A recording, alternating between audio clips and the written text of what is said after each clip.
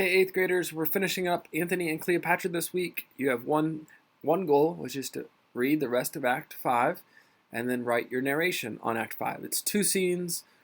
Uh, if you could get that done by Friday before our Zoom class, that'll be the end of Antony and Cleopatra. And so today, I just want to introduce Act 5 to you and try to wrap up the action that happens in Act 5, the resolution we've seen in Act 4, that Antony has killed himself. And now Cleopatra has a decision to make.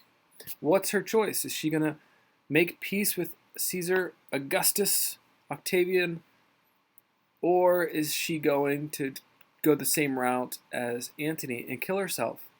And I won't spoil that quite yet, but I'll give you some hints. Here's what she says in Act 5. She says, "Give me my robe, put on my crown. I have immortal longings in me."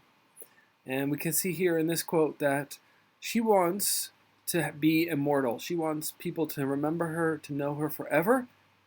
What decision do you think will help her do that? By making peace with Octavius or killing herself? Which does she think will lead to immortality?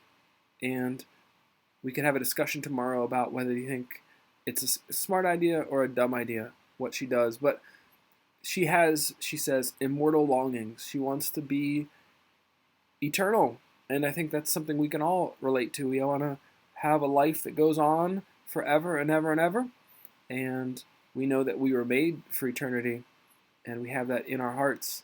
And Cleopatra, unfortunately, has some misguided ideas about what will make someone immortal.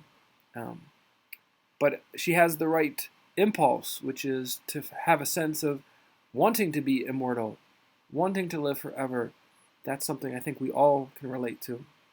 And then she says later on in that same speech, she says, "I am fire and air." Now this is just a really quick background information. Fire and air were two of the four elements in the ancient and medieval world. They thought there were four elements.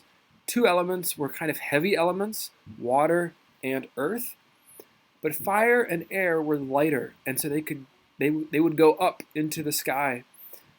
Fire, when it burns, you have like that smoke that goes up, and they believe that kind of proved that fire was the lightest of the elements. Air was light as well, and she says that these are what she really is. She's really fire and air, water and earth. She's going to leave behind. But she's going to ascend up into the heavens because she's fire and air. She's light, and she's going to go way up into the heavens when she dies. If she dies, spoiler. But she thinks that she's two of the four elements, fire and air. Now she's just using that metaphorically. But that same kind of idea is she wants to be immortal. She wants to go somewhere where she'll be remembered forever. She's not just flesh and blood. She's fire and air. She is light and will ascend. All right, tomorrow's our Zoom class. We'll finish up Act 5. You have to write your narration by Friday. Have a great week, guys.